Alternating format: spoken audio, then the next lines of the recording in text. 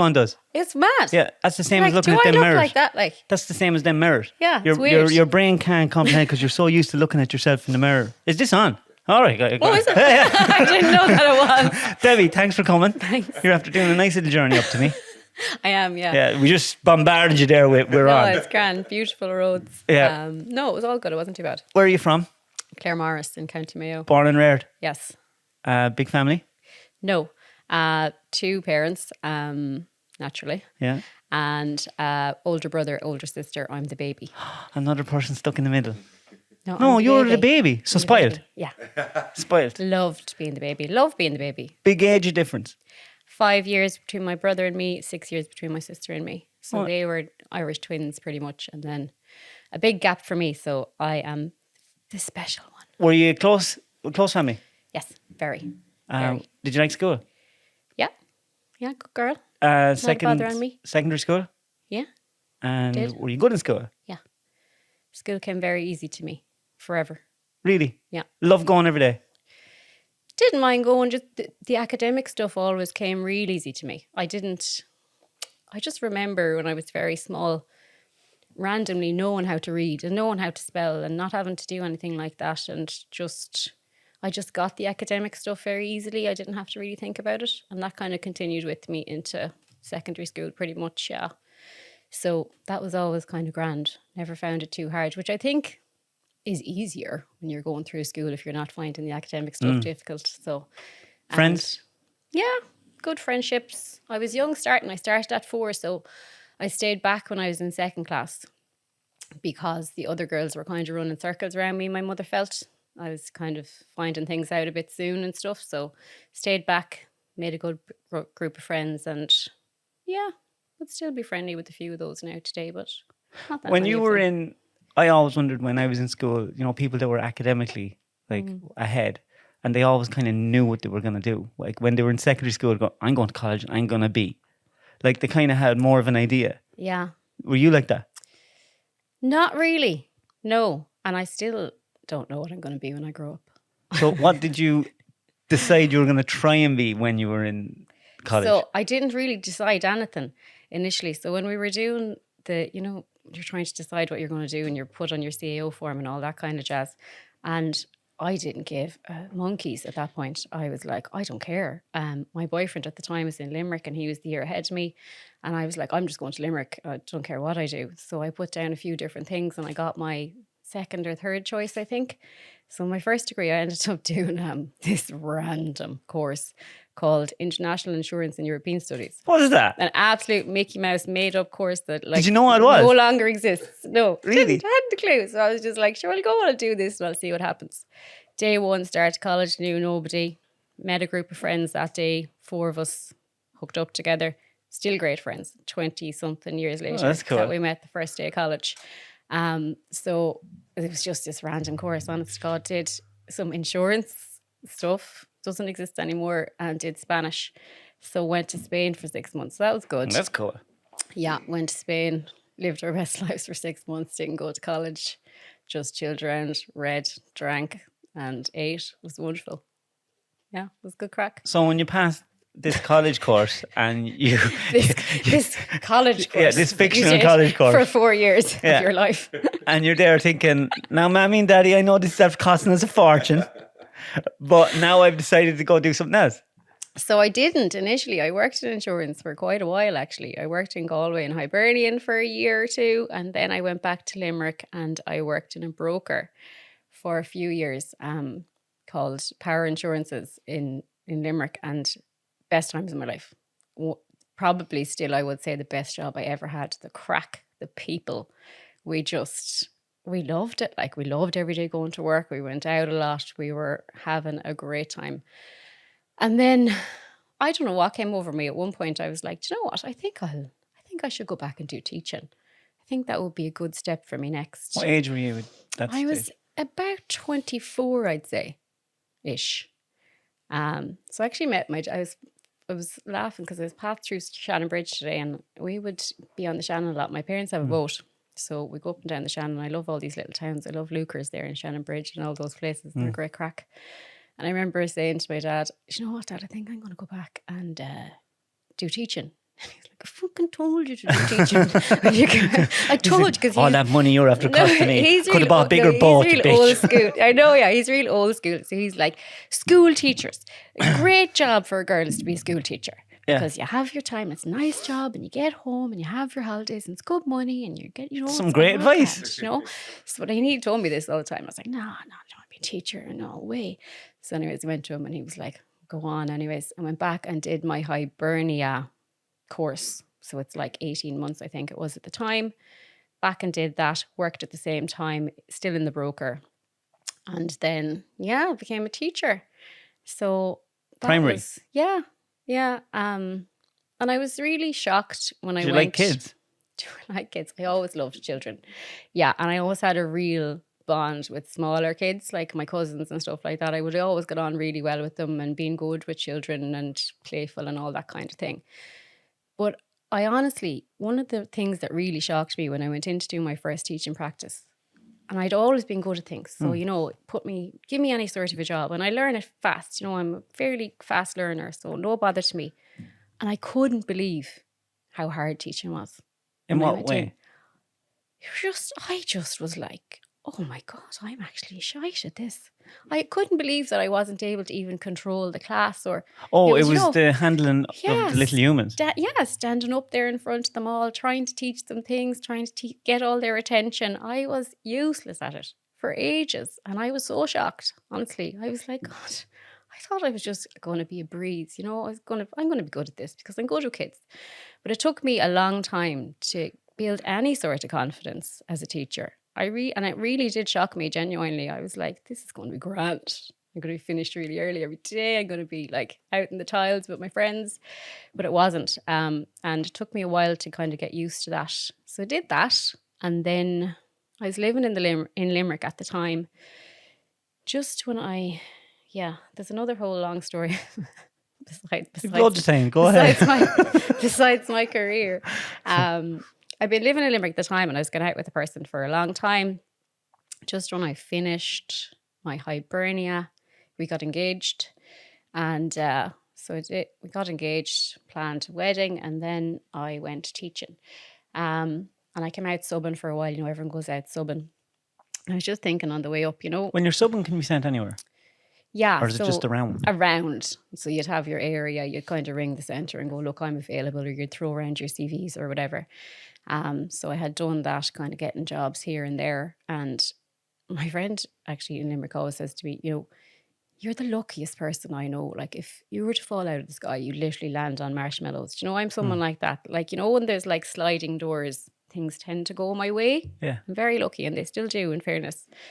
So I was at my little nephew, my godchild's christening 13 years ago, because he's 13 since October, and a school rang me and we were just at the christening. I was his godmother and we're ready for a good session now. So I was like, I can't wait, we're going to go out later. And school rang me and said, will you come in tomorrow? So it was a Sunday, it was a Monday. That's my and Sunday. And I was like, will I go in there tomorrow? It was back down in Limerick. I was in Mayo for the christening. And I just went, I will. I'll go down. And it wouldn't be a choice I would have normally made now at that age in my life. I would have normally gone for the few drinks. But I said, no, look, I'll go down and I'll do the few days. The principal was out for a couple of days. Ended up that the principal stayed out for the rest of the year. And I was in Learning, Sport and Resource, and ended up that following September, I got a permanent post in that school. Place. That's cool. Yeah. So I got so lucky because they just weren't handing out permanent posts at that time. So I was blessed with that. So is there a big difference in the money when you become permanent? It's not a big difference with I suppose it is, because you go on your pay scale. Do you know what I mean? Your pay scale starts moving up. Whilst the sub money is brilliant, you don't get paid for your holidays and all that kind of thing. So you're only paid when you're there. Yeah. So you want to kind of, depending on your contract, but you want to kind of get on the ladder, get the pay scale moving up. And I mean, teaching, in my opinion, is very good money. Even when you're starting off, it's very good. So I worked there for a few years, got my dip done. That's a big thing when you're a teacher. So you have this kind of year where you're supervised. Basically, you need to pass the dip in order to make sure that you're... Someone comes in and watches you. Yeah. Are the dicks? Some of them are. It depends on who you get. My lad wasn't now. In fairness to him, he was very nice. He'd come twice. You never know when they're coming. So every day you're like, are they going to come today? So the further on it gets on in the year, you're like, it's happening soon. So, you're trying to get your classroom fabulous. You're trying to make sure the kids, are good. Your classroom management is good and all of that. But he came a couple of days to me and he was sound, in fairness. Did it tell you before they come, or do you just arrive one morning? No, you arrive one morning and the next thing someone runs down to your classroom and says, he's here, there's a man with a briefcase in the car park. And you're like... And you say to the kids, listen, you little shits, this is an important day. Listen up. I will Bobby, give you... You're a cunt. all the things that you say you won't do, the bribery and the threatening. You're like... we will have the biggest party ever. Yeah. Okay. And I had first at the time and they were dotes. I had 32 of them, but they were fab. They were a really lovely class. So I didn't mind that at all. Got on well and passed that. So I was happy out with that element of my life, I suppose, anyways, at the time. But during that time, the year of my dip, I need to rewind a little bit. I got engaged, we got married, we separated about 11 months later. No kids around? No kids, no children, got married, I was very young, I was 28. We had a great a couple of days in Salthill and then in Mayo, great time. And then afterwards, just kind of reality kind of hit, basically. And I was like, oh, jeepers, have I made the right decision? Is this what life is going to be now? And unfortunately, the decision was that, no, actually, I didn't want that to be life for the rest of my life. So we ended up separating. And that dip year, I had moved out from Limerick because we had been living together, obviously. And I lived in Killaloo in County, is it on the kind of Clare-Tip border? For the year on my own in an apartment. So I would rock down to Killaloo every Monday morning early and I would rock home to Mayo every Friday evening straight after school. So that was the year.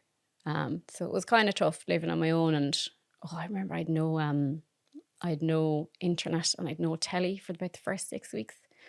I thought I was going to go bonkers, and I just obviously wasn't in a great place myself. So it was tough. It was a tough year, but got through it. From a loneliness point of view, or just not knowing what you wanted to do? No, I was lucky because I had the job. And the thing with the permanent job as well, everyone gets so stuck on this. It's like you can never leave, If you get a permanent job, you're never going to leave that. And I really did want to get my dip done. So it was a big decision to kind of stay down there and not just leave it all and run home to my family and my friends and the people that loved me, because I didn't have many people left in Limerick, because obviously when you separate from somebody, you separate from nearly everybody that you know. So it was tough, but it was good, I think, because I was never a person, and I still am hectic. I was never a person really that I'm not great at being on my own. I like company, I like people. It kind of fills me up. So nearly being on my own and living on my own was a good thing for me to kind of sit with for a while and just sit with the feelings and sit with the rottenness of it. Get to know yourself. Yeah, a bit better. So yeah, that was kind of tricky. And I had a whole other kind of realm of mental health issues going on since I was 15 anyways, because I've had eating disorders since I was 15. So whenever my life would go out of control, the eating disorders would definitely rear their head again, because that's the only thing I could control. Exactly. So that was always kind of tricky to manage. Did your family want you to come home? Were they worried about you up there? I don't know. Do you know what it is about our family now? And I don't know if people might resonate with this. We're very bad at saying what we really feel. So if my parents are doing something that annoys me, we might, talk to each other about it, but we wouldn't dare say it to them now. And the same with them, really. They wouldn't really say it to me, and my sisters and brothers wouldn't really say it. My brother wouldn't really say it to me either. They'd be talking to each other about how worried they were about me. But not you. But not me. So I didn't really know if they were or not. The odd time they'd say a small thing, but very rarely, to be honest. And even still, they wouldn't. And my friends wouldn't either, really. Not much. So you were kind of living with it on your own. and just trying to manage it as best I could, really, which I wasn't managing it at all. But So what made you call it a day? with the eating disorders, or No, yeah, but both. which, Eating disorders. you never call it a day, really. So I would always say I'm in recovery from them, but they never go away fully. So I'd still have to be very mindful of not letting myself slip back into just habits that are no good for me. Like weekly, daily, sometimes I would have to go. And the question I'm asking myself these days is, do you know, if I feed myself properly, I'm going to be here well to watch my children grow up. And if I don't, I won't be. And that's the reality of it. Like, if you don't fuel yourself with the things that are going to keep you healthy. So I'm like, me not eating or going down to 800 or whatever calories a day is no good for me long term. So what I'm trying to just get into my psyche is that, you know, I'm fueling my body so that I can be here to watch my children grow up. That's the most important thing to me. I think you know, you want to see them do the things, whatever they do. I don't give a shite what they do. I don't care if they get married or go to college or anything. I just want to be out there to witness it. So that's the thing I'm really trying to stick with at the moment, and to get into my head, you know, when I am healthy and when I can mind myself, then I am going to make my life longer. And that's something that's more important to me. I think even more so. I turned 40 there in June. And you don't look it. Thanks very much. And I think that it's become more important to me since then, you know, to just be trying to mind myself a bit more. So back then, when you didn't have any kids and that wasn't your driving force to keep yourself in check, what was? I didn't really have one. They were just inspired, like going in and out of them all the time. From when I was 15 until I was in my early 30s. Even, you know, after that as well. Do you know, if I'm being really honest? Were you ever really sick with it? Yeah, I would have been very sick when I was initially, we'll say when I was a teenager, when it kind of went out of control first. And I mean, it's a slippery slope, no more than having a few drinks and then, you know, having a drink on a Friday, and then I might have a drink on a Friday and a Saturday, and then I might have a drink on a Wednesday. Do you know what I mean? All these things sneak up on you. They do sneak up on you, and you have to be kind of reflect on them, don't you? And go, is this serving me well or is it not? So, you know, it just starts off very easily. Like, I stopped eating my lunch at school, we'll say, you know, and then it started like, oh, I kind of like that, because you start losing weight, obviously. And the thing, I suppose, is I went through a phase when I was a small girline, when I put on weight. So I was about 8, 9, 10. And that'll never leave me, because people commented on me all the time. You know, kids are cruel. Yeah, but you know what, though? It wasn't the kids. Really? It was the grown-ups. Go away. And this still happens now. People think they have a right to say, do you know, she's a fine girl. Look at that. Big boned. Oh, this fine girl really used to get me. Big boned. You'd be doing well feeding that one. Do you know, she want to keep the food in the house for her, jeepers. And just remarks, comments, looks, things like that. And so would you think that kind of thing is driven more by people that you know and meet every day, commenting, or social pressures? Oh, for me, at that point, it would have been people that you know and meet, and like your parents' friends or your aunties or people like that. Or, you know, you'd be trying on something for an occasion, and you just see the looks, and you go, you know, she doesn't look great in that now, kind of a thing. And I remember these things. Wow, wait, that's mad. Yeah. And then my mother as well, we lived in a generation of dieting. You know, she's been on a diet every day since I know her. Your mum was? Yeah. She still is. My granny still is on a diet. She's 91. Every Stop. single day of my life, my granny has been on a diet, and she will be on one until the day she dies. You know, they go on this, I'm slimming, I'm doing this. So I think that's something that we need to change going forward, you know. There's so many things I'd like to change generationally from, you know, my parents' generation to our generation. But this is one of them where it's like, you know, stop commenting on the kids.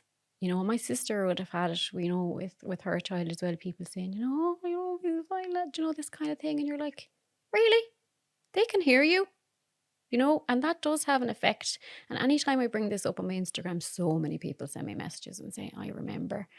Someone said to me the day her sister used to sing Nellie the Elephant to her because her mother told her to, because she put on weight.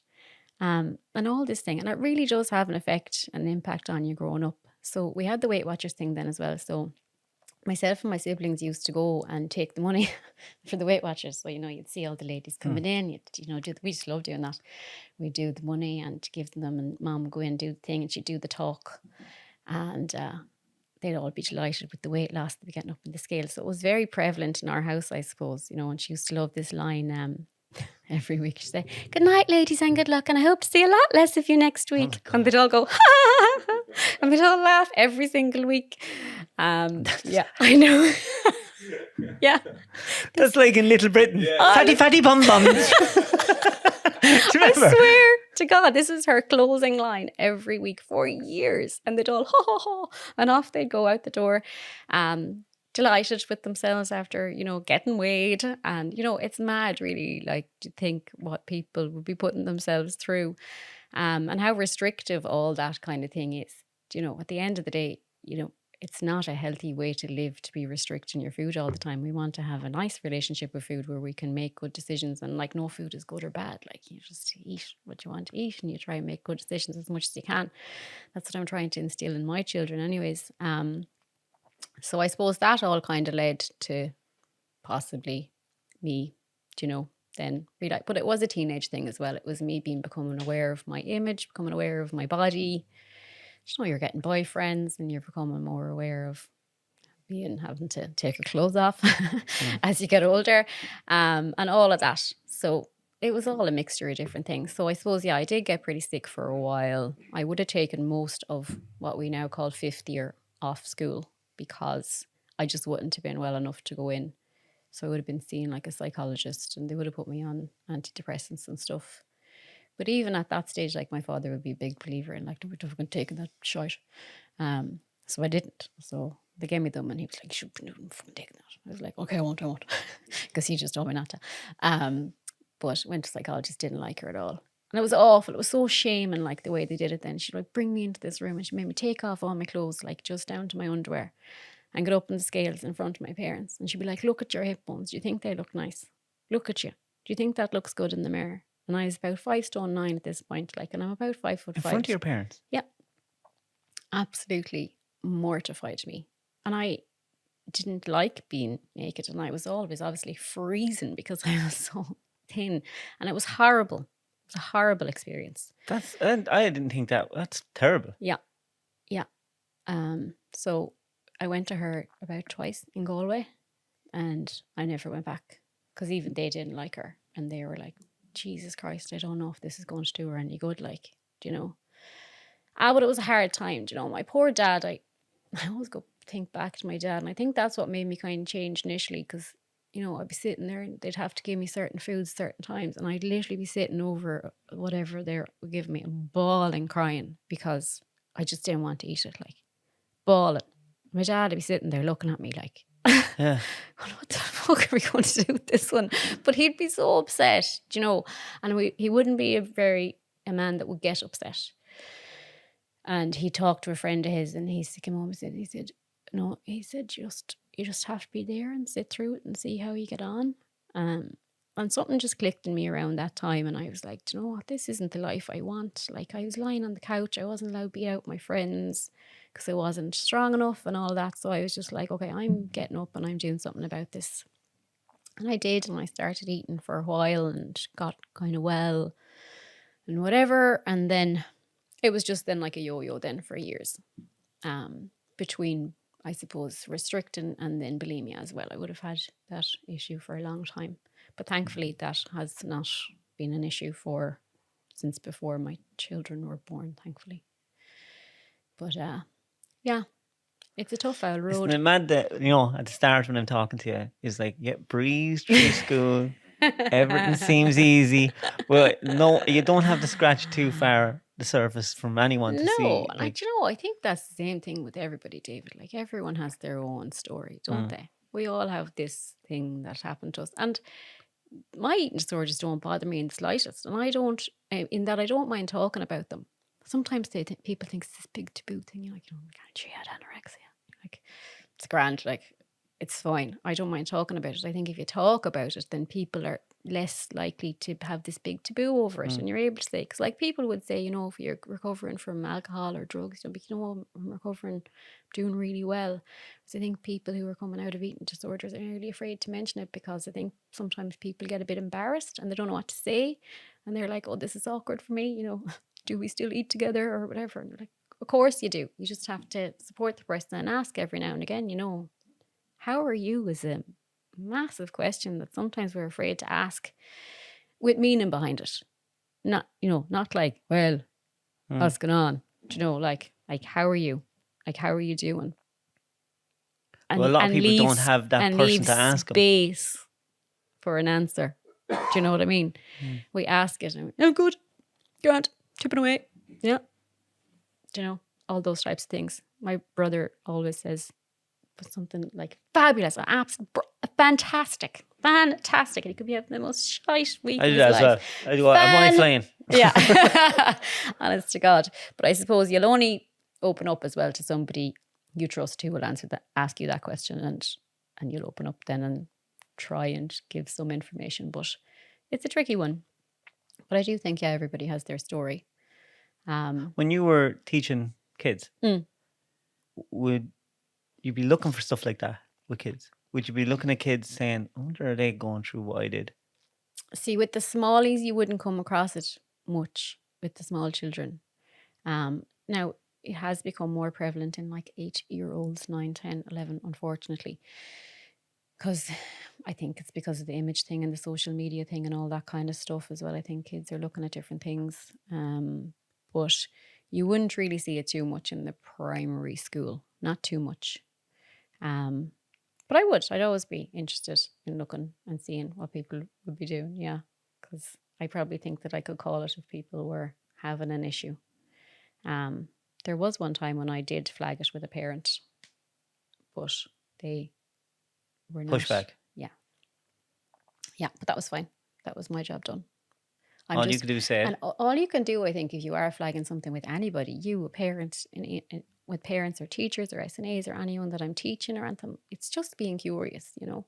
It's not like you want to have a conversation with somebody, not a confrontation. So you're like, I'm just wondering, or what do you think about, like, or I'm just curious to think what's going on with that. And then they can reflect on it rather than you going like, John is little fucker. Do you know what I mean? Yeah. You can be like, I'm just wondering, there's this behavior and I'd love to know what you think is underneath that. And then they can be reflecting on it and going, I actually never thought about it, but maybe it's this. And you're like, there we go. So people, I think that's a great way to work with the parents or teachers or SNAs, because I've been working with them all. So what made you change your career again? It's a good question.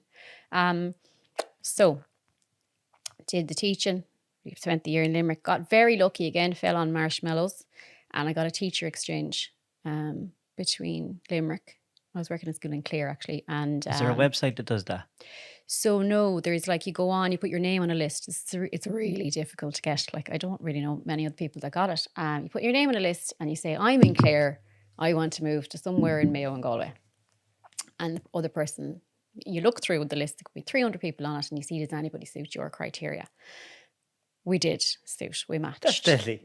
Bumble mad. For teachers. I know, absolutely mad. So this girl wanted to move to Limerick to her husband, and I wanted to move closer to home. So she went down to my school, and we keep her permanent position. You're allowed to do it for 5 years. So we were elected for 5 years. To me at that stage seemed like a lifetime. So I said, sound, I'll go up there into school in Headford. And that was about half an hour for me. So it was perfect. Went there and taught there and loved it. Nice little small country school, really sound, lovely little kiddies. My principal was the best principal ever. I was always tormenting him. And yeah, loved that. Was able to be at home then. I lived at home for a while. And that was mighty. And then I met my current husband, husband number 2. And then Where'd you meet him?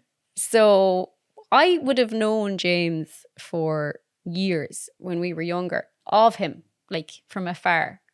And I would have been kind of like, yeah, James sound, and he said the same thing about me. He's like, the lads be saying, your one's nice or whatever. And he was like, she's grand, kind of thing. She's, I don't know, wouldn't think much for kind of a job. And I was the same with him.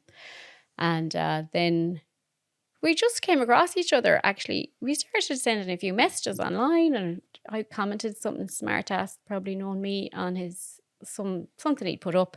And next thing we just started chatting, and one thing led to another, and then went on a date or whatever. And yeah, now we're married with 2 children. So we had the 2 kids. What age are the kids? Elsie is 8.5. And Freddie is 7.5. They're not Irish twins, but they're a year and 6 days between them. So very close. Freddie was a surprise. We had planned on having them close together, but Not that close. Not that close. But you know what? It worked out perfect in the end. But you weren't saying that, and when Freddie came and he was like a month old, and you're in the depths of it. That's for sure. Yeah. No, it was really tough now. You know yourself, when they're both babies, it was hard going. And I found, and more than the teaching, I thought that, I was a really good auntie, like really good. Loved my nephews, 3 nephews, little dotes, doted on them. I was brilliant with them. So I thought, motherhood, sound. I've got this. It's going to be easy. Yeah. I'm such a good auntie. And then great with Then kids. the intensity starts. And then you have a child and you're like, oh my God, this is awful. And I found becoming a mother so hard just because I didn't expect it to be hard. So I did really struggle. And with Elsie, it wasn't so bad. And there's this thing called matrescence everyone's talking about now. It's like you go through your adolescence and then you go through matrescence when you become a mother. And it is really difficult for the dads as well. And I think that's overlooked sometimes, how difficult it is for the dads, because James found it really tough as well, and it's tough in your relationship. It completely changes everything, found that really hard. And then, of course, she was 16 weeks, got pregnant with your man. And I was like, oh, gee, and I didn't know he was boy, but I got pregnant with Freddie. And I honestly cried when I did the pregnancy test. I was upset, like. I'd planned a holiday. We were going on holiday at Christmas, and I really wanted to go on my holiday and, try for the next baby, then, have a drink and relax. I had a plan. So it ended up then that second year when I had Elsie, I was the same amount of weeks pregnant, So at Christmas, I was 17 weeks pregnant. And so I was like, oh, geez, it's like Groundhog Day. But now I've got another baby to mind as well.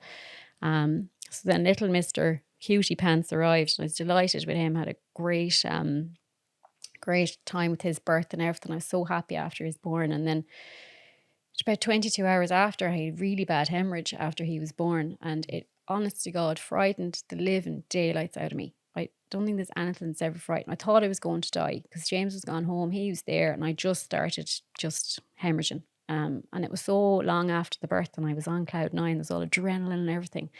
So this big emergency, and I got so scared, and he got taken away, and there was nobody there at me, so it was awful. And then the next day, my mom came down. It took me a while to recover from that. And I think sometimes the fright. I really, I couldn't believe that it happened to me. Do you know, that kind of way? And I got such a fright. Like, it really was life flashing before your eyes stuff. And I think sometimes with, birth, delivery and all that kind of, it's underestimated how much it takes out of you. Because it's hard. Like, it's no easy feat. Even though, do you know what I always say? I would prefer, I think, to do it than watch it. Genuinely. I think it's a hard I'd say it's, I don't know, but I'd say it's a very hard thing to watch. No, well, for me, it's the helplessness of it. Yeah. It's different. Now, the first time I done it with Vicky. You're seasoned. It was like, I couldn't get my head around. I felt like my wife was just a piece of me. It was like, why everyone's just doing stuff to my wife here. I know. I don't like this. Yeah. And the nurse gave out to me as well. Oh, no. Yeah. Because I didn't know what to do. As a man, you didn't. You don't expect it. And it's an amazing thing. But, it's all emotional when it happens. But they took the baby out, and I walked over with the baby I'm looking at.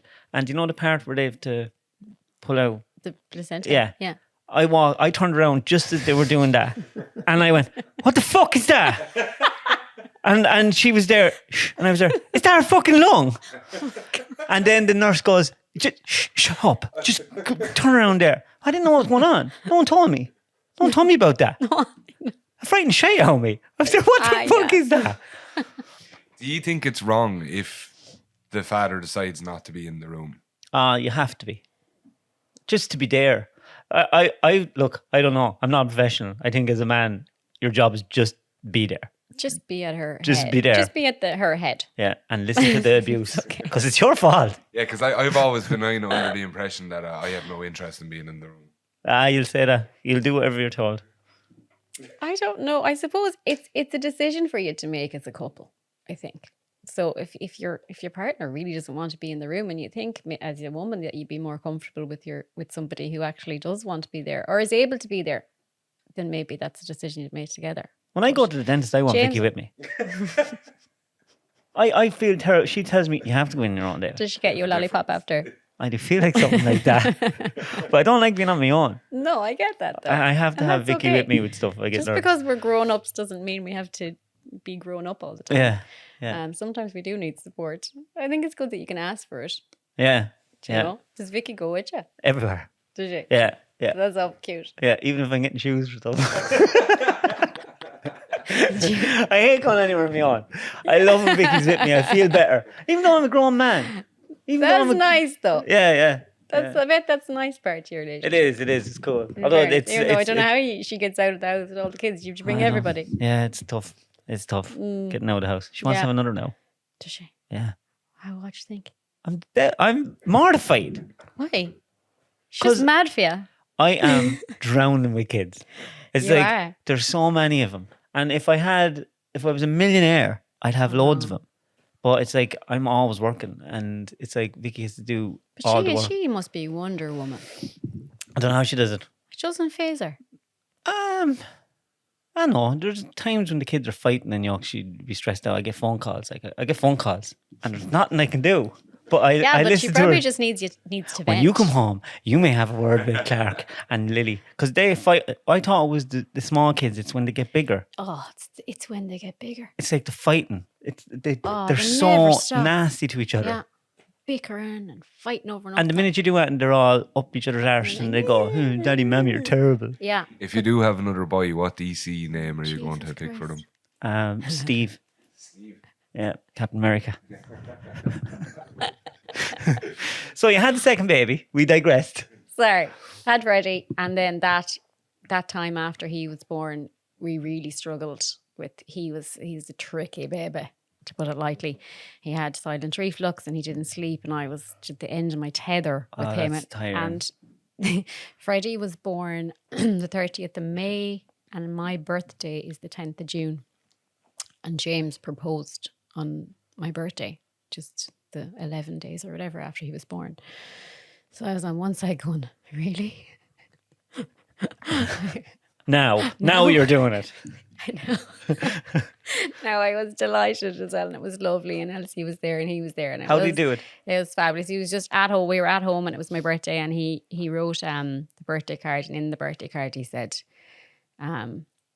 "Elsie, it was from Elsie, will say," and he said, "Me and Freddie are just wondering, will you marry our daddy?" And it was lovely. That's nice. Really nice, yeah. And I turned around, he was down on one knee and all of that jazz. So it was really lovely. So then that year we were planning the wedding as well.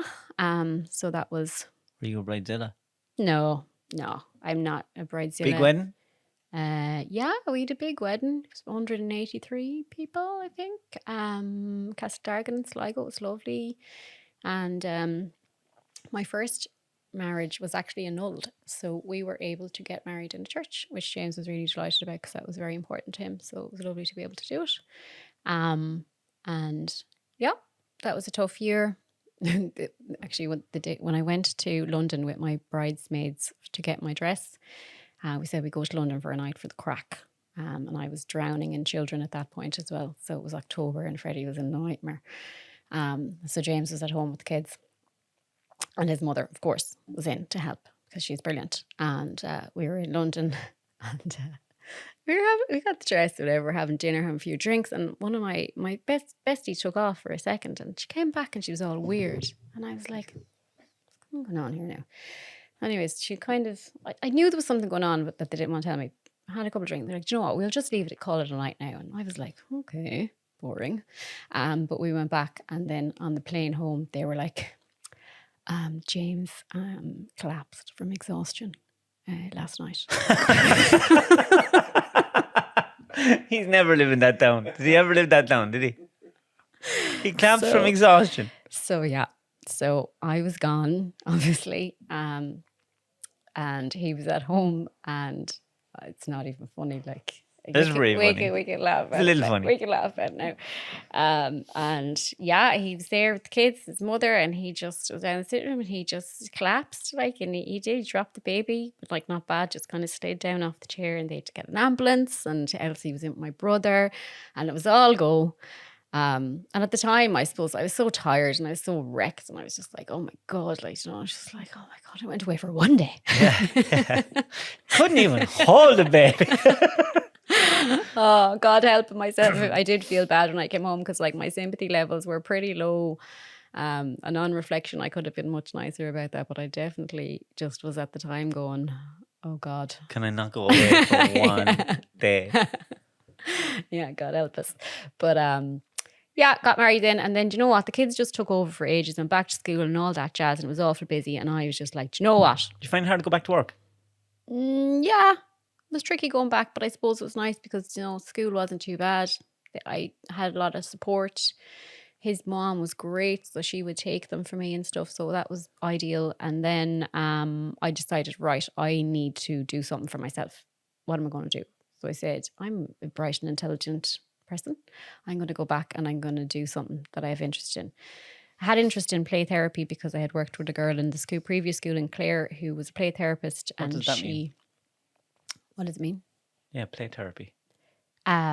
So when children would have an issue, anything from a parental separation to a bullying issue, self-esteem, anxiety, anything like that. So play therapy is really for children between age 3 and 12. They would come to therapy and they would play out with the therapist, all sorts of things. And through the playing and the chatting and the therapeutic intervention, then things generally will get better. Oh. Like we go to talk therapy, they would say, you know, play is the language of the child, and that's how they will get it out. So we would do all sorts of creative interventions to try and help and support children through that. So that's what I do now. So I did a 4-year master's in child and adolescent psychotherapy, specialising in play with the Children's Therapy Centre. Diploma after 2 years, master's after 4, and I opened a private practice in Claremorris. So I work with clients aged between 3 and 18 now. So after 12, it would be like psychotherapy. So it could be any sort of issue from eating disorder to, you know, suicidal ideation. You could have loads of different things, self-harm, all of that kind of thing. And that's what I do currently in my private practice. Like, are you seeing, obviously people are coming to you when they have a problem. So you're seeing a lot of people with problems and kids with problems, which I can't think of anything harder to look at. Is that...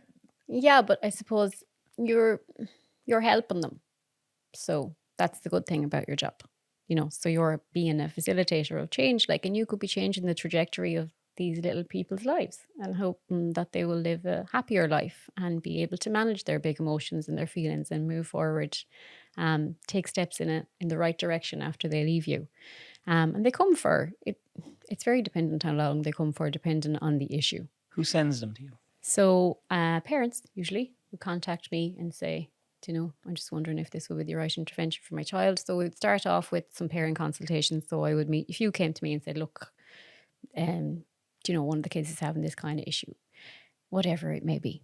And we'll have a meeting and we'll go through all sorts of things. And without the child first? Without the child. So preferably with the parents, if they are there, and we'll have a chat. We'll go through all the issues. I'll tell you what I think, and I will tell you if play therapy is the right intervention.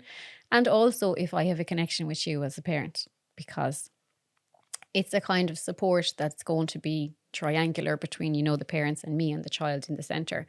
So it needs to be, you need to feel a connection with me, I suppose, in order for me to be able to help your child as well, because it obviously needs to flow very well. So, and I would also be gauging that for myself too, you know. Am I connected with these parents? Do I feel that we would work well together? Do I think they will be, you know, that the process will work and they will be committed to the process is a really big one.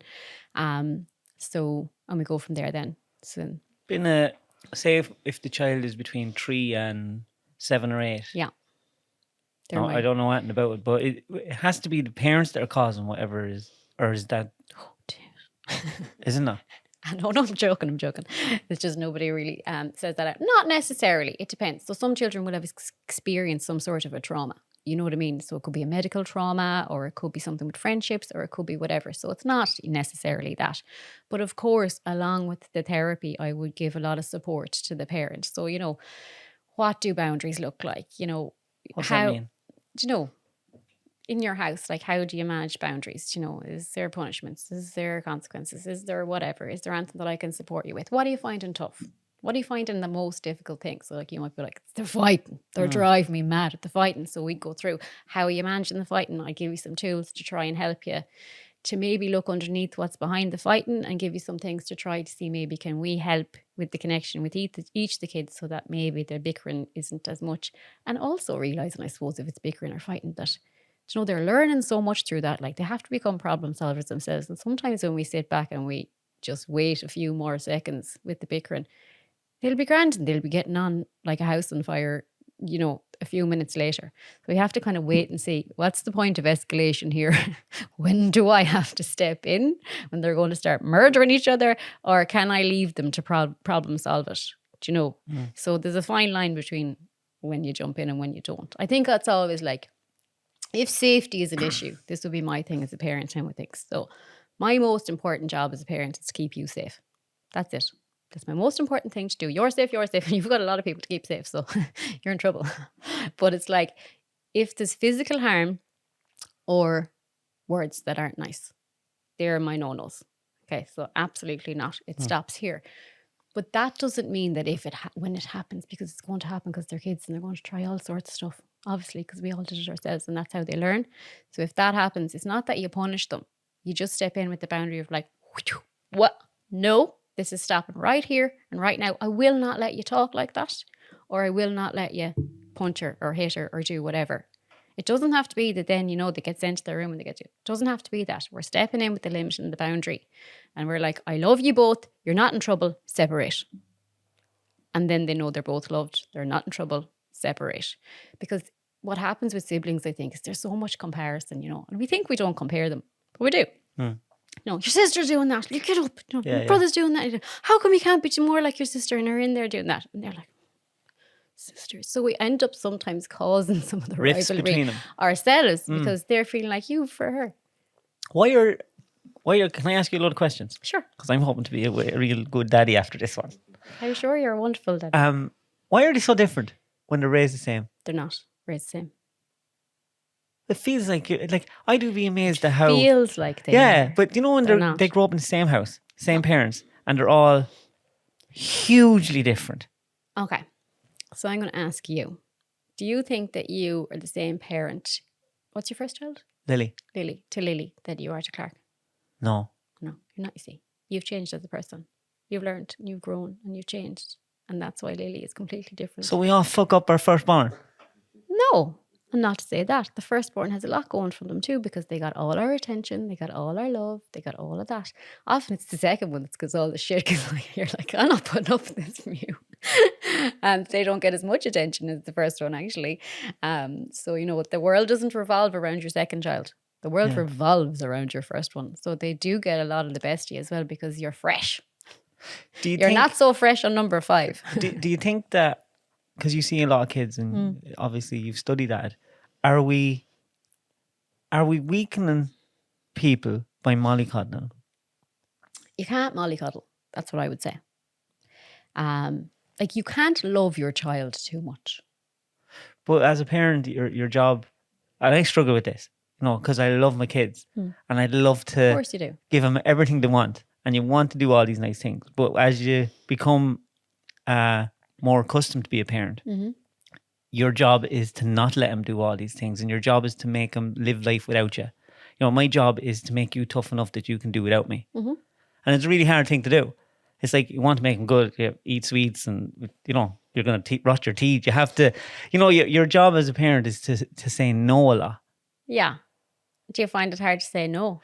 No, I find it hard to come to terms with my job is to make sure these don't need me. Okay, so you want to build resilience. Yeah, kind of. And then Vicky's not. So I think as a couple, I think, I don't know yet, they're not grown up, but I do always think that my job is to make them tough and do things, and Vicky's job is to mollycoddle them, and I'm there, I want to do that job. I'd rather do that, but I can't. But you're saying mollycoddling, but why do you, okay, there's loads of, I've got so much in this now. We're going to have another Zoom like parent consultation after this, and I'll go through everything with you. But first of all, you don't have to have that different role. And you're playful and fun, and you do all sorts of lovely things with them when you have them. Yeah. I've seen you. Yeah. Yeah. So it's not like you were the big bad wolf and she's all the lovely soft one. No, but you have to make them do things they don't want to do. Okay. What's your problem with that though? Because do you find it hard to sit with the feelings when they don't want to do things, or? I find it hard to make them do things. I find. What are you making them do? Give me an example. Say like, when they first start something and they don't want to do, they say when they start rugby or start music lessons, and then they decide after, I'm not doing it. And you're there, no, you have to do it. Or they're nervous doing something, or they don't want to go to a show, or they don't want to go and do something, and they're nervous and they're crying. I know. It could be any of them. And you're just, some people, like Lily, Vicky would be like, oh, maybe we'll just let it, don't be upsetting her neighbour. No, you have to do it. Your responsibility is not let these down. You have to do it. Yeah. And you always feel like, oh God, I feel shit now after making them do that. I know, but how are they after it? Yeah, grand. Yeah. But it doesn't, it doesn't make it any easier. I extrapolate from it. Yeah. Like, it's my job to force them to do things, because when they get older, you're not going to force anyone to do anything. No, you're not. It's a kind of funny one, because it very much depends on the temperament of the child as well, as to whether you will push or how much you will let slide. And for some of them, they need time to develop a little bit more before they will be able to go and do the things and do them in a way that feels safe. Because the last thing you want to be doing, I suppose, is putting them into somewhere where they just feel so unsafe that they just never want to do it again.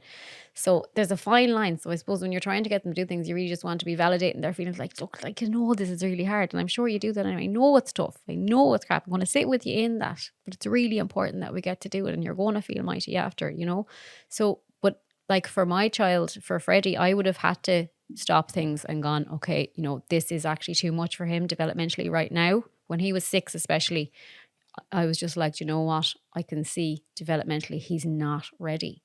Sometimes they need a bit more time to build the skills that they need in order to be ready to go and do the show and do the swimming and do the football.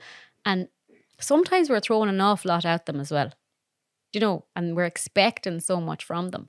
Sometimes we need to just come right back and go, okay, what would my 7-year-old self need now in this situation? Can you remember when you were 7? Yeah, can. Yeah. And we didn't have all the things that we have now. I know. Everyone's doing too much. Yeah, but you know what? That's not the kid's fault. And they all have too much, and they're all spoiled, red, rotten, and that's not their fault either. And they all get things like that, and that's not their fault either. They get Netflix, they get things on demand. They don't have to watch ads. They don't have to wait for nothing. They don't have to wait for something on the radio and click record and play at the same time. Everything is instant, but that's not their fault. That's the world that we live in. So we need to try and obviously accept that, but we need to try and teach them then in other ways to have delayed gratification about things, and to not be given. And like, we often do fuel it. We're like, you're in the shop, can I get this? Go on, you can or you can't, or whatever.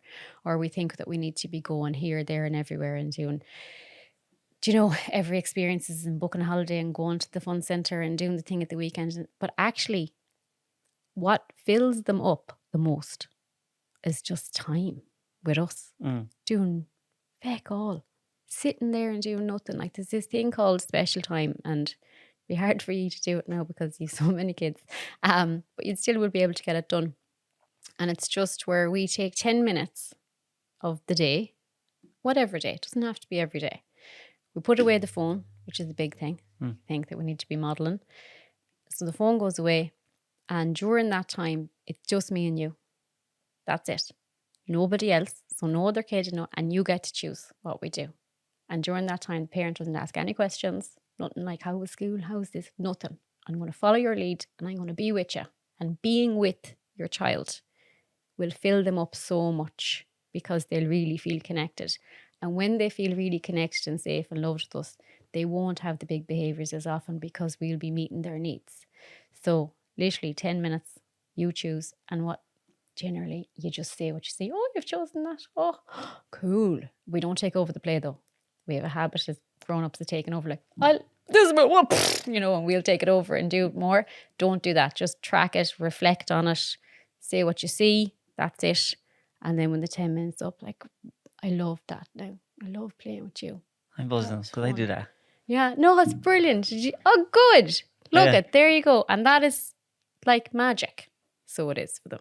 It's just brilliant because they get the time, especially in a busy house, and it's great then if they can get the time with the other parent as well. So it's not just, we can sometimes get into this cycle of the boys do the boy things and the girl do the girl things. If you have typical girls and boys, which we have. So James and Freddie will do the soccer and myself and your one are knitting or whatever. Yeah. So it's important to kind of switch it around too because they do need the time with both. Me and my friend were only talking about that during the week. It's like it's more of a selfish thing. It's our therapy. You come home and just everything's so mad, and I just love that, just sitting with the kids and they're just doing their thing. Like with Lily on the bed, especially with Lily now because What age is she now? she's 12. Oh yeah, tough going. Yeah, so Yeah. I just lay there while she's doing her homework. Eventually, she warms up to me and she'll talk to me. And But it's that presence, isn't it? yeah, It's just the being. I love that phrase, be with. Can you be with? And that's the thing about, like, if they're having a tough time, we can become problem solvers for them an awful lot. And that's not how we build resilience in them. So, they come home to you and they say, oh, Daddy, John took my things and he kicked me in the yard and, it was awful or whatever. And our initial thing is like, Johnny, I'll get him. yeah, I did that too. No, but you'd be like, well, I tell you what to say to Johnny the next time. But actually, that's not what they need. And that's not how they build resilience. So they come home, they say the thing and you go, oh, gee, Chris, that sounds really tough. That sounds like that was really hard when that happened. I'm glad you told me that. I'm glad you're talking to me about it. And I believe you. Sometimes they think people don't believe them and they have that self-doubt then as well because this thing was really hard for them. So what we want when we're building resilience is to be able to sit in the feelings with them, not to problem solve them. Because they learn how to do that themselves over time. Maybe later you might say, wonder if Johnny did that again. Like, wonder what you could do. Again, getting curious. Don't tell them what to do. Wonder if that came up again. Think it's the only way you could solve that. Good idea, actually. So we're trying to build their own problem solving rather than be like, I'll tell you if you do. You bait that fella. Yeah. Because we can't do that. So it's just the sitting with it and not the fixing. We don't have to fix. We just have to be like, oh yeah, that sounds awful.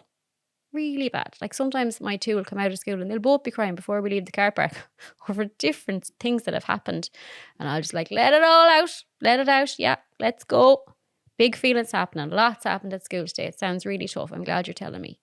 But I'm not going to fix all the problem because I wasn't there. I don't even know what happened. So we can just let them sit with it and let them get it out and then we can move on with our day. And if it comes up later, maybe I'll get curious about it. But we do fix too much. And that's where we want to build resilience. It's so when you walk around the whole world now, it's like doing a whole case study, isn't it? Yeah. When you see all these people and you can see the way they were reared and you can see how people are rearing kids now. This is another thing that kind of freaks me out. And I listened to this podcast where there was this data from clinical psychologists all over the world, and they were all about all the people our age and younger have so much social anxieties, and everyone's so much more depressed, and suicide rates are up, and it's because of the easier lives that we're living as we grow up, and not as many siblings growing up with each other, because we don't know for sure if it's healthy to grow up with no siblings, and not a lot of people have siblings now. Seemingly, like in human history, the village reared the child, not the parents. Yeah. So how do you, like, do you ever think stuff like that, or like what way do? Okay. So in relation to parenting and us now in our generation, I think, so we parent generally, in the way that we were parented, or we would step very much away from that if we didn't like the way we were parented. So I would parent very much the way I was parented. My mother was a very gentle parent. I am the same. And you'll see different traits in yourself that you would have had from your own parents as well, because that's the way we were ingrained. That's the way we were raised. But there are things that I want to change for my children in the way that I was parented. There's this book going around last year, I think, the Colleen Hoover one. It ends with us. I think with a lot of things, with generational things with parents, like it ends with us now. I actually don't want that trend to continue into my kids' lives. Like the commenting on weight thing, you know, that's not going to be the dieting culture in my house. That's not going to be in my house. That's going to change. Being allowed to have a voice would be a big one for me. Because I think, I don't know about you, but we were kind of raised, we'll go somewhere, you'll sit down, you'll shut up. And if anyone asks you, do you want anything, you'll say no. And we just sit there like, and be so good, and we'd be in anyone's house. And I remember this core memory I have, my uncle, God rest him, he's a real cross, thick man, like, just shut up, do you know, if you're roaring at us all the time. And we were having ham sandwiches, one even potato. I was only a small child, and I can't handle like a sensory thing. I can't handle if I have food in my mouth. I can't have liquid in my mouth as well, because it makes me feel sick. And he was like, drink the fucking tea. And I was eating a ham sandwich, and I was like, and I vomited. And everywhere. And I was mortified. And it has stuck with me forever, because I was so scared that he was going to kill me, like, that I just drank the tea and then I vomited everywhere, and then it was a big hullabaloo, and then I felt even worse. So, you know, we don't want children to do things out of fear anymore, I think. We don't want the kids to be doing things because they're scared, yeah. We want them to be doing things because they're safe, and because they trust in you, and because they're trying out different things and having new experiences and having the big feelings. And I think the thing that we find it hard is to sit in the shitty feelings with them. You know, like crying can be a real trigger for us. So, you know, you can stop crying, like, just stop it. But actually, like, let it out. Cry it out. Even if they're crying for nothing. What? They're not crying for nothing. I don't know. I could tell you a story even last night. Go on. Jane. Hit me up. I love Jane. Don't say a bad thing about Jane now. Jane she is the cutest on another little level. thingy. I am telling you, right? I'm will eat cry. Her up. She would cry like that deliberately divine. just to get her brother in trouble. And I'd see her smiling sometimes. And last night I caught her. She started roaring crying because Clark.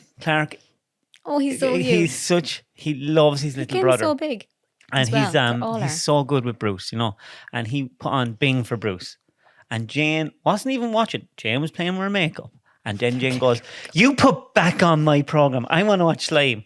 And like Clark's just playing. He's like, no, Bruce wants to watch Bing. He likes the sound of it just when he gets tired. And she just started crying. I seen her smiling at Lily, right? And I was there, you're fake crying. I'm not. And I said, you're fake crying. And she started crying, go, I'm not daddy. And then she laughed. But not in that instance then, obviously, because she is just going, but now I can't trust her. That's not crying. So now but there's going to be a question. when she's real crying and not real crying. Oh, that's only trying it on. She's trying to find how she gets people to do things in the world for her. Oh, she's so funny. She is divine, though. Yeah. She could literally have her own page, and everyone would love it. She's so funny. They're so cute at that age, though, aren't they? Yeah. Because they've got so much going on in their little heads, and I love it. Adorable. She's fabulous. I hurt my back this week. Yeah. And Bruce wasn't well, so I get fecked down in my room. So I was sleeping in Lily's room last night, and Lily, I had a sore back and the bed's real low. And when I went to go to bed last night, she had a little note left on the bed saying, I was really tired. I had to go to sleep, so I couldn't help you get into bed, Daddy. So I done as much as I could. She had the blankets folded over and she had a little glass of water by the bed. Look at her minding you. Oh, she's so good. That's so nice. Yeah, she's so good. And she helps me, doesn't she? In here, she works all the time in here with me. And like, does she love it? She loves it. Loves just hanging. So she's a very generous child. She's so good. Yeah. And does she let people walk over her, the other siblings, or is she stand strong? Jane walks all over her. Does she? Yeah, Jane walks over everyone. Jane is she does the boss? She's the boss. Is she middle? No. Second Well, last. she's second last now. Second yeah. last now, yeah. Well, she could be middle soon. She could be. Oh, jeez, don't say it. Oh, God. Wasn't it Lily's birthday last year where she went up and got all the makeup and stuff, but she made sure to use like half of her money to buy Jane and Clark a present coming home. She does that. Ah, bless her. Yeah. No, she's so really good. Just And always has lovely been. little temperament. Yeah. Yeah, that's because you gave her so much love and attention. She got. the eldest. And when I think back of when you've had your first child, you're so. Oh my God. You're just even going anywhere. I remember the first time that you realize you have to go somewhere and you have all this stuff.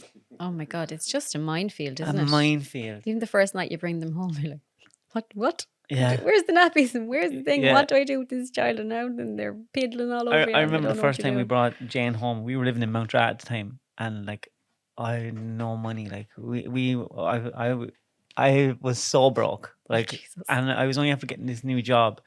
And Vicky said I was after coming home from work, a splitting headache. Like I was driving from Galway to Laois, and I was doing my 12, 13 hours on the machine, and getting up at 4:30 in the morning. I got home, and Vicky goes, "I think my water's after breaking." So we went in, had the baby at 5:00 in the morning. Said got give out to by the nurse or whatever, and I got into the van and I drove all the way to Galway and I worked, and then came back that night, and I was just getting no sleep. And I remember the baby coming home, and Vicky was wrecked. You know the first time. Oh, Jesus. Tiredness like no other. And I remember the baby crying, and I got up and I let her sleep, and she fell asleep. So I held the baby, and the baby was crying, had that colic thing, and she woke up around 6, and I had to go back down to work again, and never slept. And I remember sitting in the machine going, I don't know if I can do this. I've no money. I'm gonna like my job as a dad is to support these, and Vicky wasn't working. Vicky didn't have a job at the time. Like she was only cleaning and stuff. Like she was only training. I'll never forget it. It was so hard. It was so hard, and I was there finding it so hard to connect with the baby, because to me it was just, I love it, but you're not connected. You're there thinking, how am I going to pay for this? How am I going to? It was just so stressful, so stressful. And then the first time I remember coming home one night and I picked her up. I think she would have been 3 months old or something. And I remember just smiling at me. And I remember just that was oh yeah, Yeah. now I get it. Yeah. I And get- sometimes it takes a while as Yeah. well. A lot of people say that, like, even for mothers, like, you don't always get that burst of You're love. too tired. You're Oh no. And I remember I saw Elsie and I was like, oh God. yeah, this is my responsibility No, now. but I was like, is that what she looks like? Honestly. I was like, oh God. Yeah. She's kind of weird. And I just couldn't see past my like trauma. I was like, oh God, I have to bring this baby home, And you have to kiss goodbye to your whole life. Like do. if you're trying to live your single life when you have kids, you're not going to enjoy it. No, you can't. But at the time, I suppose we wanted to kiss goodbye to single lives. I don't think that was too bad. But I was just like, oh my God, like I wasn't sure what to make of her for a while, until I then was like, oh wow, okay. You're fabulous. I do love you. Yeah. But it took a while, and sometimes people feel really bad about that. They're like, oh, I should love them straight away. But you're like, you've just met them as well. Mm. You know, it can take time to build that bond in relationships. That's okay. But with Freddie, I was like, like literally, my world exploded. How'd you pick that name? As soon as he came out, Freddie, is it? Yeah. We were kind of toying with a load of different names. I had him for Elsie as well, and it's actually weird. I've reflected on this since we had him, and my biggest fear as a child was Freddy Krueger from Nightmare on Elm Street. He was scary. And we have Can't even sleep with that content. oh, stop. So we have and they'd be letting me watch the horrors when I was about 6. But anyways, so we've a very narrow hall in our house. This is where we still live now, because we live in my home house, we'll say. And I used to imagine him coming up Scratching the walls. Yeah, with the thing every single night, and I'd be nightmaring every single night, running into the thing. And then I call my child Freddy. So I don't know. Did you only figure that out after? I'd never thought of Freddy Krueger until only in the last couple of years. And I was like, Jesus, that's weird. Do I want to torment myself completely? But no, he's gorgeous. I do love his name. It's Clark's favourite name. Clark does be telling me all the go time, on. Freddy. Freddy. Do you ever see that Friday Night at Freddy's? Yeah. He's into that. Yeah. Little robot. It's cute. It's hard picking names though, isn't it? Did you find it hard? Not me. Not me. Vicky found it hard. She picks the the girls' names and I pick the boys' Okay. names. So Well, you're lucky you've got loads. I always know the names I'm gonna call them. If I was to have 10 kids, it'd get a bit awkward when I'm calling them Hulk or something. What mistake do you think parents make most often? Oh, cheapers. No, I wouldn't have one big thing, I don't think. Not trusting in themselves, maybe. And not like sometimes we're just too hard on ourselves. I think we're afraid to make mistakes. We're absolutely supposed to make mistakes, and that's how children learn. But the biggest thing, I think, that's important in your parent-child relationship is this idea of rupture and repair. So you say you lose your melt, right? You're like, What does that mean? Like, you lose your shit. Like, oh yeah. Sorry, and you're just like, you're shouting, and you're just like, oh fuck, back, and you just, we all do. We all shout, we say things we don't want to mean. We don't mean. But the most important part, this is another one of the generational things I want to change. It ends with us, is that we come back and we own it afterwards and we say, I'm sorry. I shouted at you and I shouldn't have shouted at you like that. And I'm going to try better the next time. I had loads going on. I had loads of big feelings in my body and I shouldn't have done that. And you say sorry to your child and you don't say, but it was your fault because you were doing this and you can't be doing that to your sister. There's no but. You just stop at the apology. And that's how we model empathy for them. That's how we teach them to apologize, because we do things wrong and we own it. But I know from my parents, never have gotten an apology, no matter what. Still wouldn't. Even if they could say anything they wanted to us and they could shout and do whatever. But it was like, I'm right, you're wrong. Doesn't matter. I'm bigger, you're small. But we want to be able to have rupture and repair and teach them that mommies and daddies say things as well. And sometimes we say things that are horrible and it does affect their self-esteem as well on the inside. And it's hard to take back. You can't take back words, but we all flip our lids and we say things we don't want to say. So I like to do a nice little thing. If you have done that with your child, get them to say something that's not true. So, the dog flies in the sky or whatever. And you say, the thing that I said, that's not true either. Do you know, if you say you're a brat, because we don't want to be putting those labels on them, because if they don't feel good on the inside, they won't act good on the outside. And if they do feel good on the inside, they will show you positive behavior on the outside. So we don't want to be damaging them on the inside by our words. Our words are the most powerful thing that we have. And I bet everyone will have words that affected them badly or positively. I always use that Kevin McAllister analogy, the Home Alone. There are 15 people in this house and you're the only one who has to make trouble. Look what you did, you little jerk. And they're all popping in his head. And he's like, I wish my family disappear.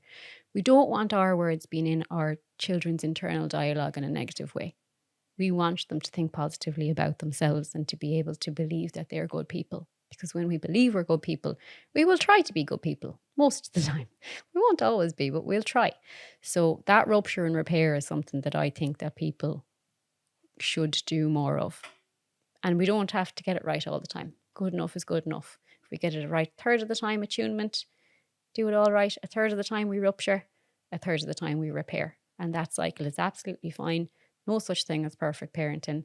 We're all going to do things we don't want to do, and that's grand. Is there a difference between females and male kids psychologically? Well, it's just temperament and just individual, really. Do you know what I mean? So it's very dependent on the child. Just depends on the child itself. Yeah.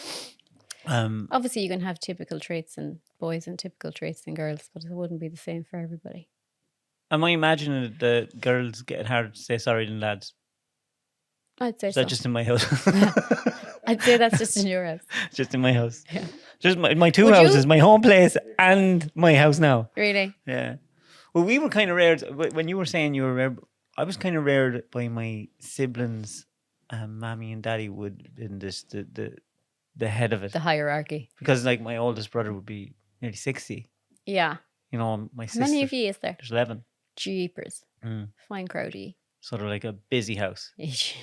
And my sisters would always say that, damn, Mom, Daddy would have been strict with them. Whereas we done what we wanted. We done what we wanted, and our brothers bet the shit out of us. I don't know. No, maybe it did do us harm. I don't know. But we all get on. You seem to get on, though. Oh, no, we get on. We gone. Would you be hurting each other now? Oh, fuck. But I remember Mammy crying, taking me and Garrett to A&E saying they're gonna take you off us. Jesus Christ. You're gonna be taken off us. I remember going with I had a broken arm and I had a cast on, and Garrett pushed me off something really high, and my bone came out of my wrist. And oh my God. he was after being in A&E the week before. I threw washing powder in his eyes, and he hit me with a brush, and my lower eyelid went under my... Social services consult here in... Yeah, there was a lot of things, crashing tractors and Jesus. splitting each other. I put a scar. Did any do any like harm that you couldn't take away? Yeah, No. Garrett looks like Scarface because of me. Really? Yeah. We just, but I don't think me and Garrett were brought to town only once a year. Christmas. Brought to town. No wonder. I Yeah. wouldn't freaking bring you to town either. No, I know. And we lived on a farm, and we didn't know any different. Like, we're just lunatics, mountain men. Fritzels out in the farm. I don't think there was any writing going on. No. We don't even have a basement. But it's Mad, isn't it's it? weird though. Yeah. You know, like, I wouldn't change it for the world, and I fucking love my parents. Yeah. And so do I. Absolutely. They're the best people. Yeah, absolutely. But that's the way our children feel about us. No matter what. They love you, They love you. even if you are a fucked up parent. Doesn't matter. No. Like, I've had children come through my things, and I come across children in the world, and their parents can be this, that, and whatever. It doesn't matter. You love them. But it's also the coolest thing about kids, isn't it? That I find it's like they're all in. Yeah. Like, they want to have the best relationship in the world with you. They're there. They want it. Oh, yeah, It's up they're to in you it. whether you reciprocate it or Yeah. not. It's like they're all in. Yeah. Well, like, what an opportunity though Mm. to get to have these people who I love who delight in you, and that's what we want to give back to the kids. Like, you only have a few people in your life that delight in you. Mm. You know them. Yeah. I only have a few who I really feel like, oh, they think I'm the best thing since sliced bread. Like, and you be your true, authentic self around them, because you'll be daft, you'll be whatever you want to be, and they don't care because they love you. But there's only a few, and you want to give your children that delight, each of them. Like, I delight in your existence. Like, you make the world a better place. And even saying those things to the kids, it's so important that they do feel that. And they feel that true authenticity is exactly what they need to be. Don't need to change. And even like the values in your children that are tricky, like Jane now is going to be one, she's going to try and get what she wants, and she'll say what she needs, whatever. That's a good value to have, you want her to be like that.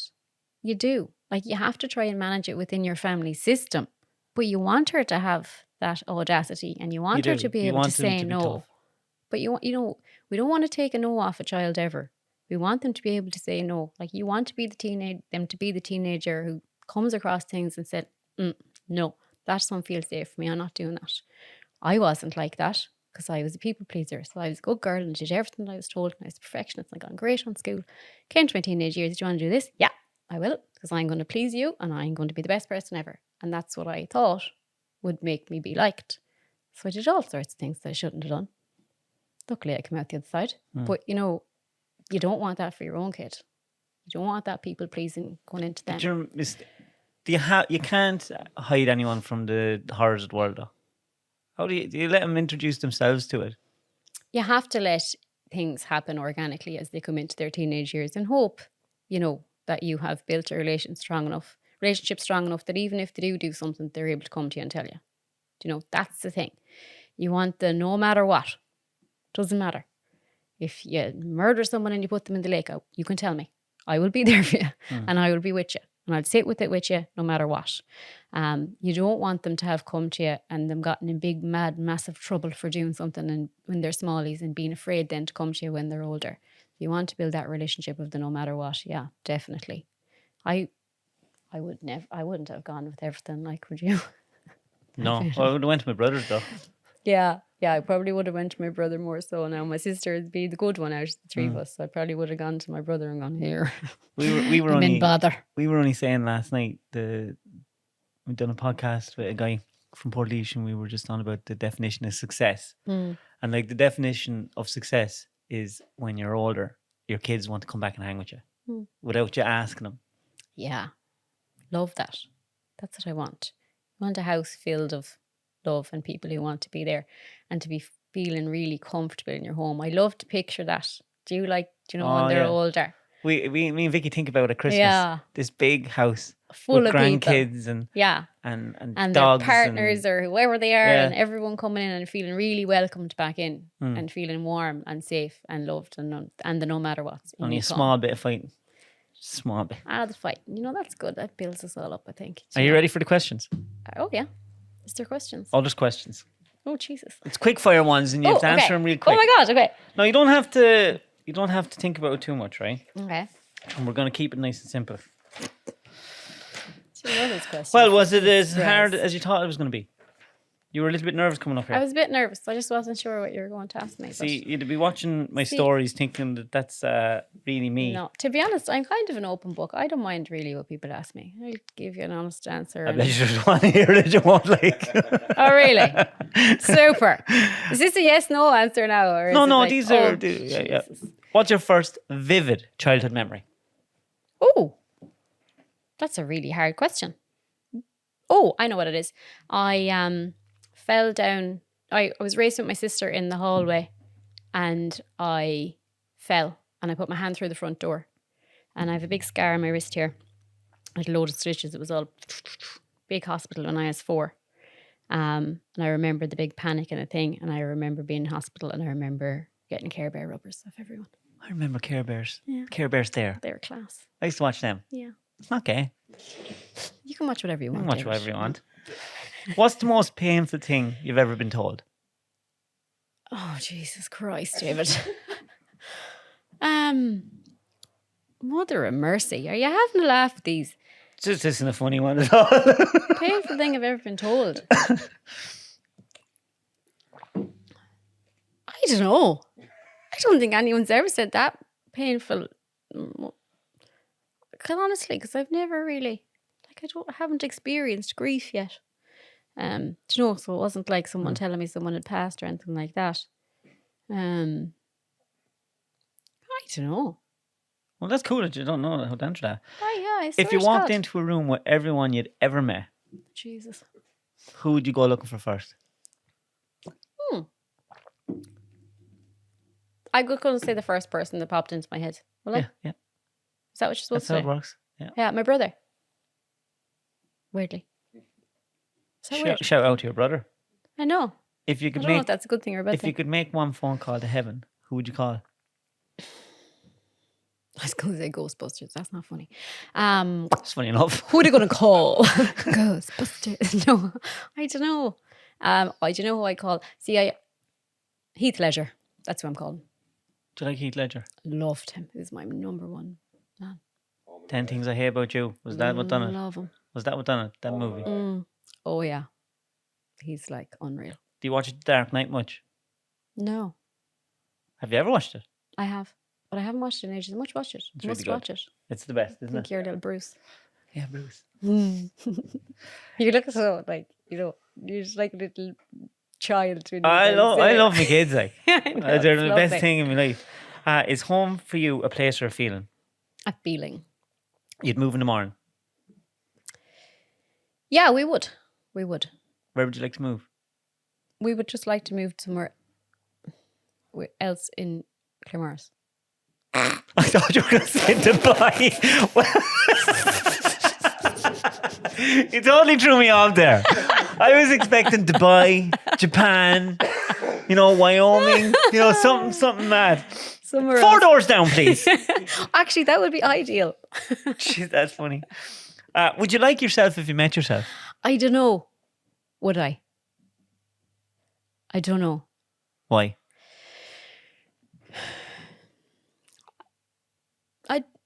I might be a bit annoying, I think.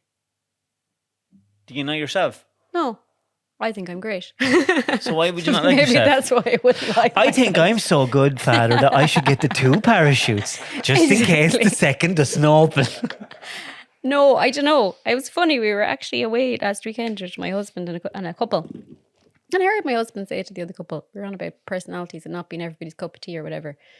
And my husband said, you know, I think sometimes when people like you, they're just like, is she really that nice? But you actually are. I was like, all right, sound. But I don't know, I can be quite hyper. I can be, you know, a bit in your face. I think I'm funny. So I could be possibly annoying to people who are like, you're not funny. You're a dickhead. So I don't know. But maybe I would like myself. Do you give out to your husband much? No. Never? Rarely. Not a giver outer. I'm not his mother. Like. Would you fall out with him? No. Silent treatment? The odd time. But he would have caused it. Of course. No, I'm not a confrontation. I just like, yeah, come on, get over that now and move on. I'm not a worrier. I'm not a fighter. I couldn't be arsed. If it doesn't affect me, I don't care about it. Do you know, that kind of way? You know, I love that worrying is like a rocking chair. It gives you something to do, but it gets you nowhere. Do you ever think, though, if you have confrontation, that eventually it just has to be done because confrontation delayed is confrontation multiplied? With your partner, yes. I think. I would prefer to nip things earlier and be like, here, what's going on? Tell me. Can we move on? Because this is shit. Do you know, I wouldn't be going on about it for ages. And it's like, okay, you have your opinion. And that's the thing with, I think, partner conflict as well. It doesn't always have to be resolved. I can have my opinion, you can have yours. We can chat about it. Okay, I kind of see your side a bit better. Let's move on. Do you know? Yeah. I prefer it like that. If you had to ask one person in your life a question and they had to answer truthfully, Jesus Christ. What would it be? Who would you ask? These are hard. They're not. They actually are, like. One person. Yeah, David calls them Quickfire, and they're like the longest part of the podcast. Quickfire, like. What's your favourite colour? Exactly. That's what I thought it was going to be. I need to know who I'm asking Anthony to. I've no one. So, David, I'll ask you a question. Are you going to have another baby? I'm not going to. Vicky's the boss in my house. Is she? Oh, yeah. Go on. Why is she the boss? No, do you just provide the goods? Vicky's the glue that holds everything together. Okay. Vicky's the woman. I'd have nothing if it wasn't for Vicky. She's some woman. I can't believe she wants another baby. She's unreal. She's mad for one. She says, I know her so well. I just feel I'm not finished. Just something then tells you're me. definitely having another one. Something tells me. Wow. And it's only like about 3 months ago. I was walking down the hall and it was 3 o'clock in the morning. I knew to be up in an hour and a half, and I was going down to get something for the baby, and I was there. Oh my God, I'm 43. What am I doing? I don't even have my house built yet. And I was there. Oh my God, I'm drowning. Don't drown. I know. Who brings you the most happiness in your life? My children. That was an easy one, anyway. Yeah. Do you believe in God? I do. Which God do you believe in? Because you have to ask that now. Oh, like the main man. The main man. Yeah. Do you go to mass? I have to go to mass this evening, actually, but I haven't gone in years. But I have to go this evening because my child is making a communion this year. Ours too. Yeah, so we have to go. We have a communion and a confirmation. Oh, lovely. We should go 6 o'clock this evening. And the kids are like, I don't want to go to mass. Mass is so boring. I'm like, you're going to mass. Like, we had to go every Sunday. You don't know like what life is about. Too. Yeah. So yeah, I've been in years, but yeah, we'll go this evening now. We get all set and pretend we're. Do you pray? Holy. I do sometimes. Yeah, but I'm kind of a. I'll pray if something's going wrong. Do you know that kind? Or I pray to Saint Anthony. He's a mighty man. He finds everything for me. And I never give him money either. I promise him I will, but I never do because I don't know. I don't even know where. I wonder. I'll pray for you for that one too, David. I'll pray for Vicky. Vicky said that to me one day. That was nice, wasn't it? I will pray for Vicky. On a table of about 20 people. Here, you're not doing too badly. No, I'm not doing fine. It's like the lads go, have she you... wants to go again. What was it? One lad said, have you a small Mickey? He was big enough to fill 4 buggies. Yeah. When was the last time you shit yourself? Like physically? Yep. What? Yeah. That's one of the questions. I've never shit myself. Never? No. You're the first one that hasn't shit themselves. That's a boy thing, no? No, girls do it too. Do you poo in your pants? Yeah. I love how your reaction to that question was, what? And my reaction was, I think it was the last time, whatever, when I was doing it, I just had the answer ready. Yeah. Really? Yeah. Oh, I must try pooing my pants. No, don't do it. If you can get away with not doing it, don't do it. No. Mine Jeepers. was a horrific one. Really? Yeah, it wasn't even. It was. Did you diarrhea? Like, were you sick? No, it was a full poop. Full one? Yeah. In your pants? I was. It's on the podcast, but I'll just go over it again if someone's heard it. I was going out with a girl, and I fancied her, and I was like holding my farts all day. Oh no! Yeah, and then I started getting a pain in my tummy, and I was there. Look, I have to go. Ran out of the house, and I said, "Let it fart." Next thing, a turtle head started coming out. Oh no! Oh, King Kong's finger. King Kong's finger. Didn't get home. I had to pull up at the side of the road, and I just had my trousers down. And next thing, just this big, like a missile of poo. Throw away the underpants. Throw away the trousers. Walk in home. Daddy was there. What are you doing? Shit myself, Dad. Oh my God! Yeah, that's my story. Thing. Yeah, that's tough. It's terrible.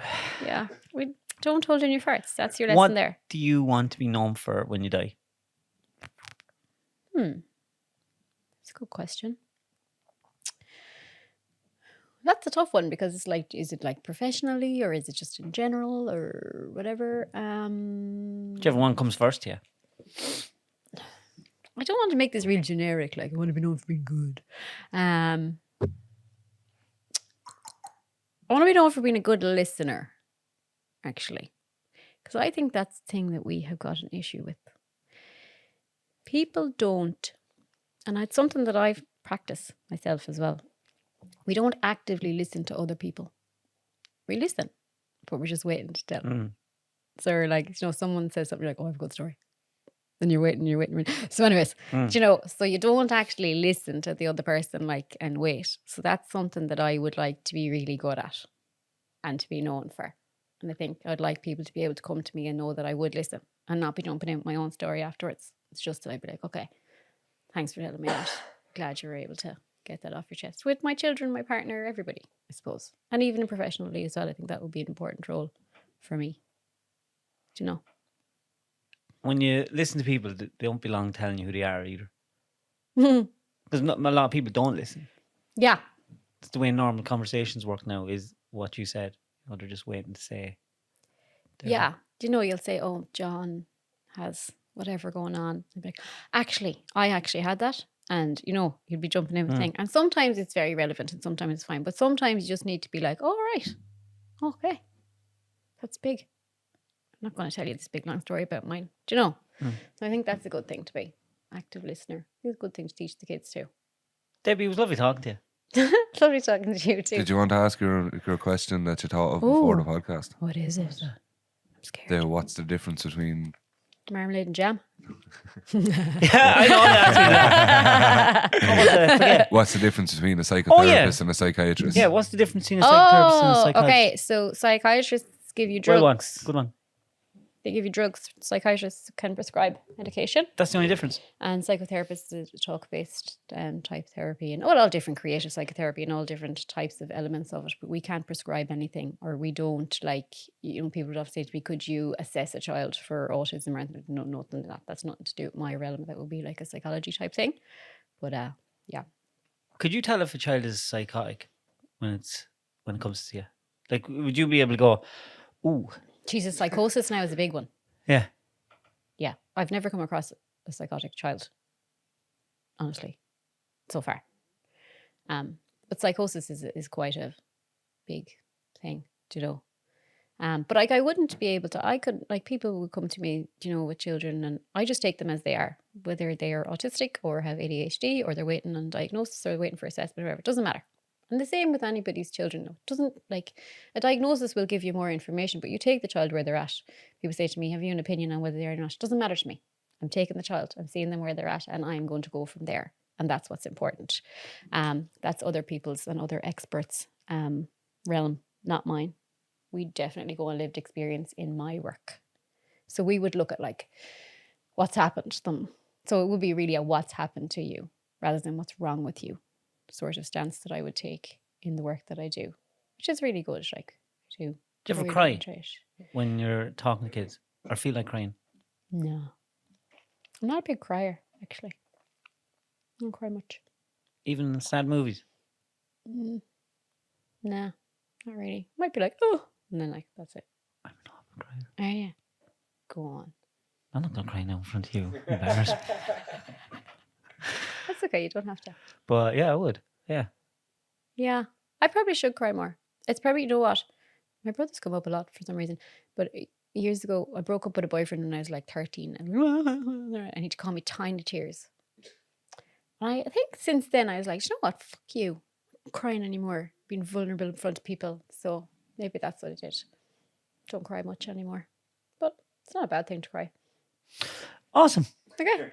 That's where we're finishing it. Yeah, we will Crying put links. is okay. We put links to your page and stuff, and it was great talking to you. Hopefully now I'm even Vicky said to me when I come home, "Are you going to be a better dad when you come home?" I said, "Absolutely, absolutely, You're a brilliant daddy."